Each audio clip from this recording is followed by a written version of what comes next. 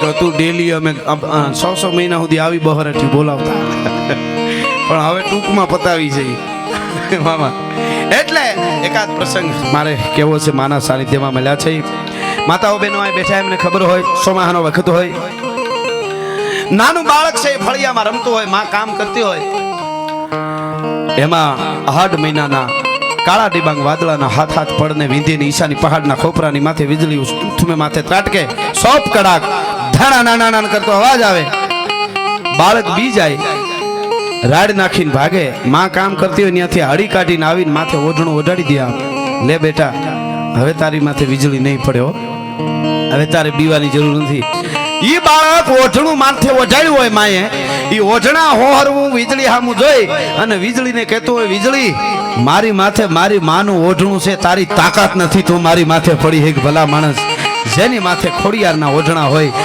જેની માથે ચામુંડાના કે મોગલના ઓઢણા હોય જેની માથે પીઠળ કે આવડના ઓઢણા હોય એને જગતના ચોકમાં બીક ન હોય પણ જેને ભરોસો છે એની આ બધી વાતો છે આ દેશ ભરોસાનો છે વાતો કરવા વાળા બધી વાતો કરે એનો વાંધો નહીં પણ આપણે આપણું મૂળ પકડી રાખવું ભણવું બહુ જરૂરી છે બહુ આગળ વધવું બધું જરૂરી છે પણ નકરા ખાલી ભણી ગયા ને સંસ્કાર નથી ને ઈ એવી વાતો કરે છે કે ભગવાનને આવું બધું કે એમને મગજમાં તમારે મગજ હોય તો મગજમાં બેહે ને એમ હા અમુક મેં સાંભળ્યા છે ભણેલા બીજા ઓલા દેશમાંથી એકચ્યુઅલી કંઈક શીખવું જોઈએ ઓલા દેશમાંથી શીખવું જોઈએ અમેરિકા પાસેથી બધા દેશને વંદન છે બધા દેશ પાસેથી લીધા જેવું ઘણું છે સિસ્ટમ એની સારી હોય છે ચોખ્ખા ક્લીન રાખતા હોય છે આવું બધું એની પાસેથી લીધા જેવું કંઈક હશે વાત સાચી છે પણ એવી વાતો કરતા હોય બીજા દેશ પાસેથી શીખો ભારતનું આમ છે ને ભારત હાવ પૂરું છે એને મારે એટલું જ કહેવું છે કાયમ મારા પ્રોગ્રામમાં કહું છું કે જેથી વિશ્વના દેશોને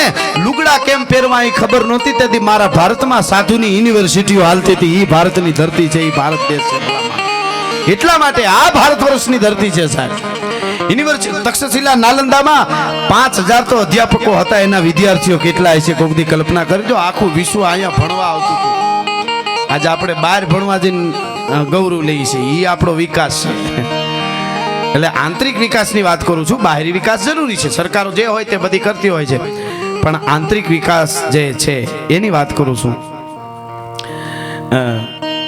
હા રેજાંગલા હા એ વાત હું લઈ લ્યો તમે મુદ્દો દઈ દીધો મારે કઈ બાજુ જાઉં ને હું વિચારતો હતો હા એટલે હા કારણ કે 18 નવેમ્બર એટલે 2 દી જ ને હવે તો હા એ વાત હું થોડી કરી લઈશ પણ એની પહેલા હા એ તો આમ નામ લઈ તેમ થાય શું બલિદાનો સાહેબ એના ઉપર જીવી જવાય સાહેબ આ સમગ્ર ભારત આજે હું કાયમ પ્રોગ્રામમાં આપણે કહીએ કે ભાઈ જ્ઞાતિ ગૌરવ હોવું જોઈએ જેની જે જ્ઞાતિમાં જે જન્મ હોય એને ચોક્કસ એની જ્ઞાતિનું ગૌરવ હોવું જોઈએ પણ સાચું જ્ઞાતિ ગૌરવ એને કહેવાય એક જ્ઞાતિનો યુવાન અવાજ કરે અને 18 વર્ણ એને હારે ઊભું રહીએ એને જ્ઞાતિ ગૌરવ કહેવાય નૌકા વાડા પાડી ધોડે એને નહીં હા ભારત ઉપર ચારે બાજુથી આક્રમણ થઈ રહ્યા છે ધર્મને તોડવાના વિખી નાખવાના જેમ આવે એમ બોલે કારણ કે સાધુ સંતોને તમે ભૂલી જાય એને બધું પરંપરા મૂકી દે એટલે શું છે તેઓ જાને ફૂગાય બાકી જીતાય નહીં પણ જો મને તમને હજી ભરોસો આવી જગદંબાઓ ઉપર હશે અને પરમાત્મા ઉપર હશે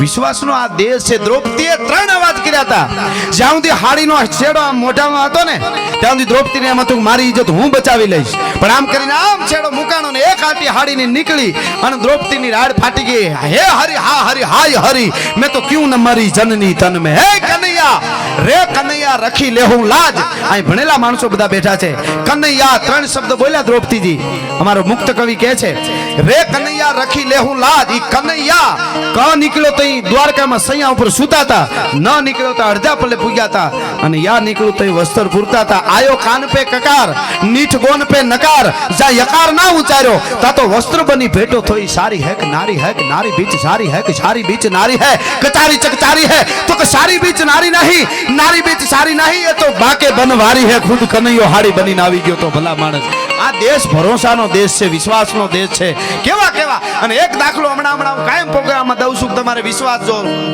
માનવું હોય તો વાત છે બાકી નથી માનવું એને તમે ગમે એમ કરો તો હું ન માનું એટલે 2 કલાક સુધી તમે સમજાવો ને હારી વાતો છે એટલે કે હું ન માનું એટલે આપણું તો પૂરું બધું નથી માનવું એટલે પૂરું થઈ ગયું ને એની વાત નથી પણ સાહેબ જો આ દેશમાં ભરોસો ન હોય વિશ્વાસ ન હોય તો 6 મહિનાના બાળકને હું તમને આમ દાખલો આપું માનવું જ પડે એવો દાખલો મામા 6 મહિનાના બાળકને હાથમાં લઈ અને ચિતામાં પડવા જાય એની પેલા રાજપૂતાણી એમ જો ભરોહો ન હોય તેમ ન કે વાલભાઈ આ મારા દીકરાને નાઘેરની ધરતીમાં આડીદર બોડીદર ફુગાડી દે.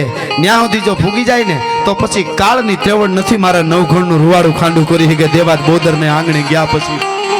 હવે ભરોહાની વાત કરું તમને. મને હમણાં એ વિચાર આવ્યો ને મામા, હું હમણાં વરદીતા અથવા તો 6 મહિનાથી આ વાત કરું છું કે વાલબાઈના હાથમાંથી ભીમડાએ આમ લીધો દીકરાને, તો અહીં આંખમાંથી આહુડા પડી ગયા. કીધું કેમ રોવે છે, બીક લાગે છે કે નહીં, તું અહીંથી નીકળી શકે? કે ના બીક નહીં, હું નીકળી જાઉં, કારણ કે અમારા માથે હુંડલા જ હોય ને એટલે એમાં જોવાય નહીં. પણ બેન તને ઈ ખબર છે, આ ઉપર કોઠી ઉતરીને આખું જુનાગઢ બહાર નીકળું ત્યાં સુધી આ બાળક રોવે નહીં. હવે તમે બધાએ વિચારજો, તેથી કાંઈ ઘેરના ઇન્જેક્શન હતા નહોતા, રોયો નહીં શું કામે? હાલો ઈ જ માનવું જ પડે સાહેબ, એમાં બીજું કાંઈ નહીં. આ મને વિચાર મામા આવ્યો હમણાં, ઈ રોયો નહીં કેમ? તમે જો ઈ ભીમડાના હાથમાં વાલભાઈએ નવઘણને દીધો એટલે કીધું કે આ એક હુંકારો કરી જાય તો બેન જુનાગઢનો દીવો ઓલવાઈ જાય. અને તેથી વાલભાઈએ કીધું કે સોમલદેવ પરમાર ખોડિયારને ધૂપેલિયું ફેરવતી ને એની હારવાર મેં 2 હાથ જોડ્યા છે. જુનાગઢ વટી જાય ત્યાં સુધી ખોડિયાર હુંકારો ન કરવા દે, એ વાલબાઈને ભરોહો છે ભલા માણસ. આથી મોટી કઈ વાત હોઈ શકે સાહેબ? ઈ ફૂગી જાય ત્યાં સુધી છોકરું રોવે નહીં. તમે જુઓ તો ખરા, આ ભરોસાનો દેશ છે. પણ જેને ભરોહા રાખવા છે, બાકી નકરું નીકળી પડવું, પોતે કોના પેટના છે એવી ખબર નથી, આપણા ધર્મના પુરાવા માંગે છે. ટીવી ઉપર આવીને મામા એમ કે ગીતાજી, હમણાં એક ગોખો બોલતો હતો કે ગીતાજીને એકચ્યુઅલી આત્મા બાતમાં કઈ છે નહીં, નકર ડોક્ટર હાથ કાપી નાખે તો એટલો આત્મા શું કપાઈ જતો હશે? પણ એની ચિંતા ન કરવી. ભગત બાપુએ કીધું છે, પહેલો વરસાદ ધરતીની માથે પડે અને આડા આવડા પાણી ધોળવા માંડે. 9 ખંડ નીલાણીએ પાવન પાણીએ વાણીએ દાદુર મોર વળે 14 સડાવણ પૂંજાય શંકર શ્રાવણ માથ જળે સજળે પ્રશ્નાર કરે નિત નાવણ પૂંજાય શંકર રાવ્રત સધરિયા. ઈ વરસાદ વરહી જાય 1 દી 2 દી 5 દી 7 દી 8 દી થાય ને, અરે લીલી વનસ્પતિ કોળાવા માંડે બધે. હાવ નાનામાં નાની વનસ્પતિથી લઈ અને વડલા સુધી બધાય ઝાડવાને પાંદડા ફૂટે, કૂપળા ફૂટે, કોટા ફૂટે, એક નનો ફૂટે. કોને? કેરડાને. આમાં વરસાદનો કાંઈ વાંક ખરો કે બરાબર હળીડો નહીં? નકર આને 2 પાંદડા આવત. અમુક જરડાના પેટના કોળાય જ નહીં, એની ચિંતા ન કરવી, ઈ તો એવા રહેવાના જ છે. હા, ઋતુ ઘુમંતી રાન ભગત બાપુનો દોહો છે. કુપળ રૂડા દેવા કજુ પણ નો આવ્યા પાન કેરળ નરને કાગડા, ઈ નો આવે.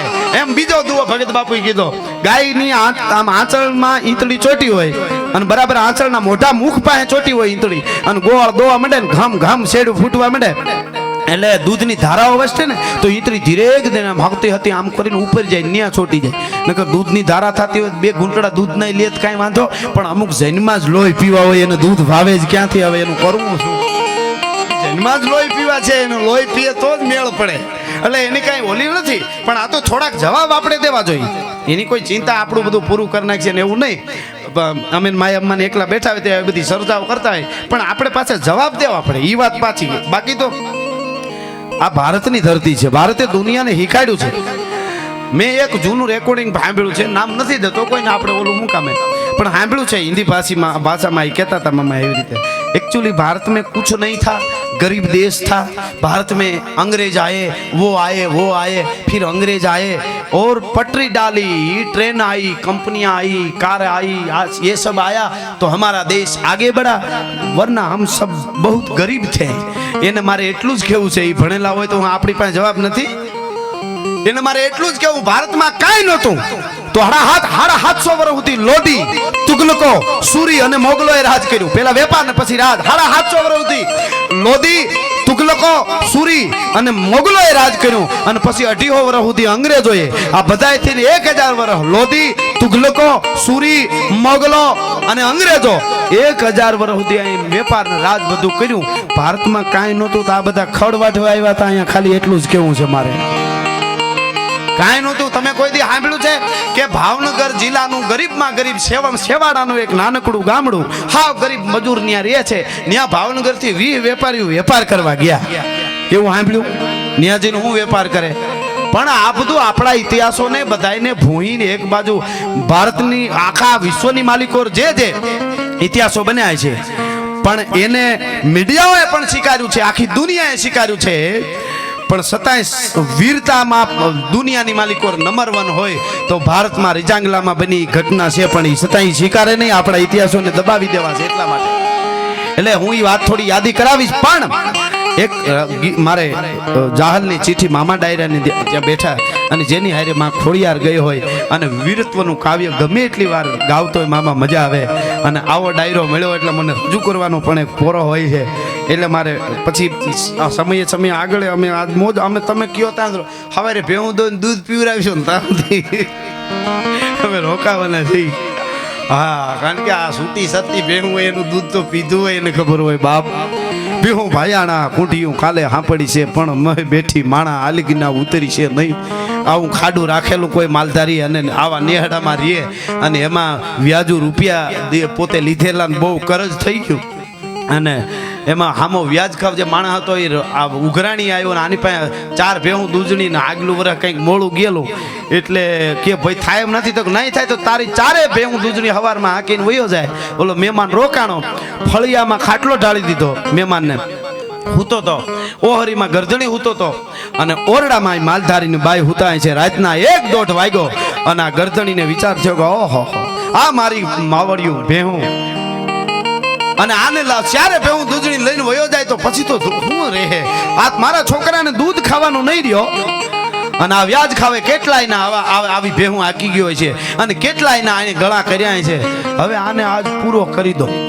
ઈ ખાટલાના પાયા ફરચી કુવાડી હતી મામા. ઈ ઊભો થઈને માલધારી આમ કરીને આમ હાથમાં કુવાડી લઈને ડગલું દીધું ને હજી ઓહરીને પાળ ન ઉતરો તાઈ બાઈ માલધારીની ઓરડામાં ખબર પડી ગઈ કે મારો ધણી કાળો કામો કરવા માટે જાય છે. ડગલા દીધા ભાઈ શક્તિઓ. આમ ઓહરીની પાળ ઉતરવા જાય તો આયા ખંભે હાથ દીધો. રેવા દે માલધારી રેવા દે.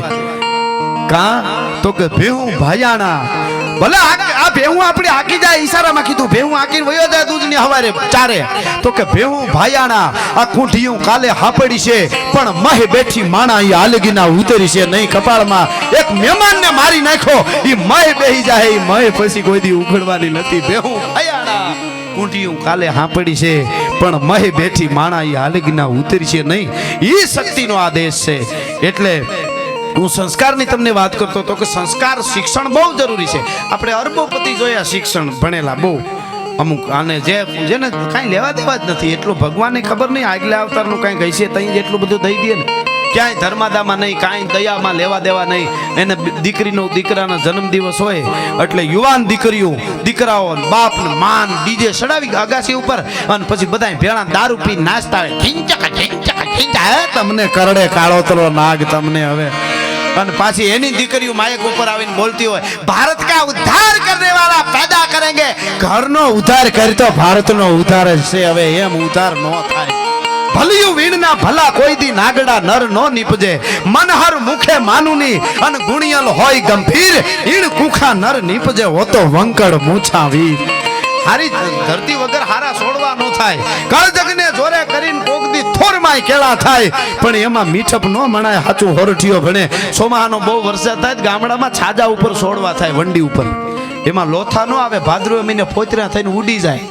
લોથા આવડવા માટે હારી ધરતી જોઈ. ધરાવીણ ધાનનો નીપજે કુળવીણ માળું ન હોય. ઓઢાઘર જેહળ જખરો ને ગાંગો જન્મે જેની માં હોથલ પદમણી હોય.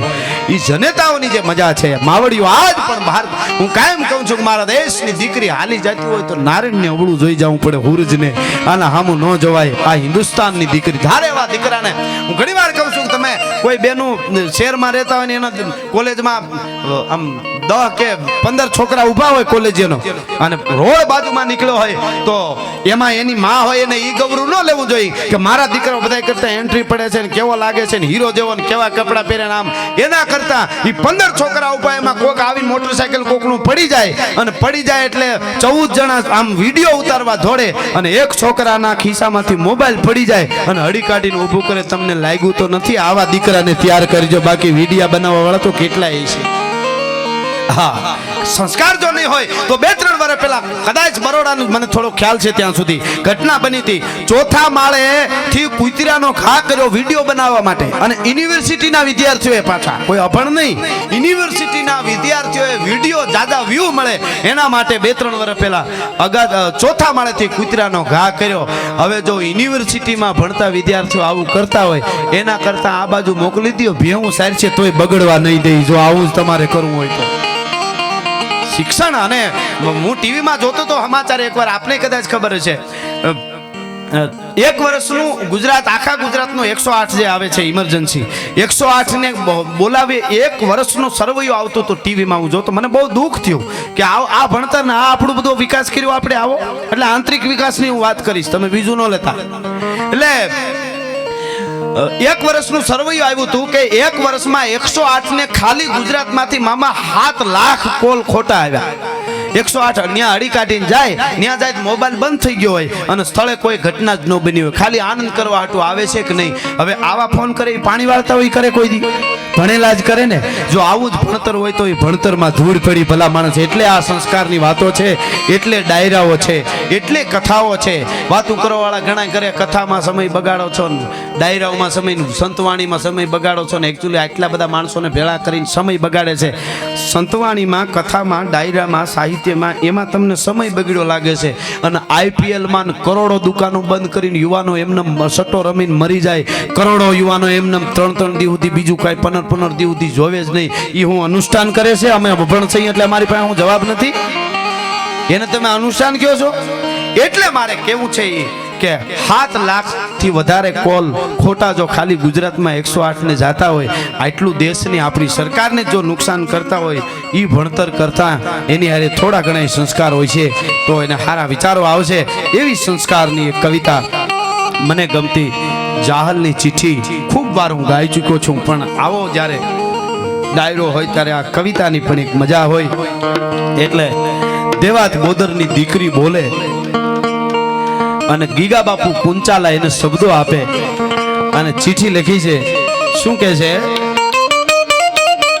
કારણ કવિ આંગણકાના ગીગા બાપુ કહે છે કે નવઘણ હોરઠ નરપતિ નવઘણ હોરઠ નરપતિ અને દિવ્ય છત્રી સરદાર હવે વીર તું છેલ્લા વાંચજે એ બેની જાહલ ધણા જુહાર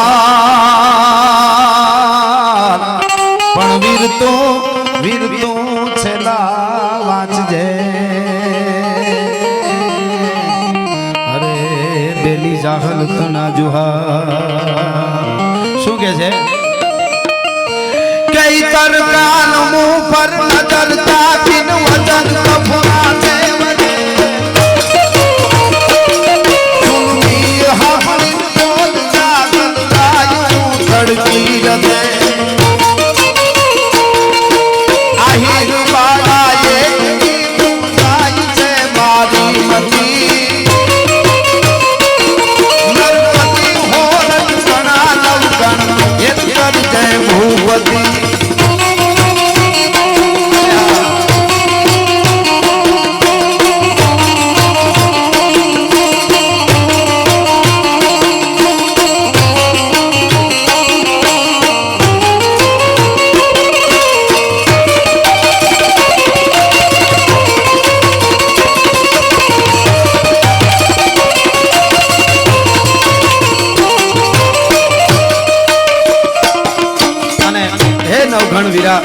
મારા ભાઈ જાહલ કહે છે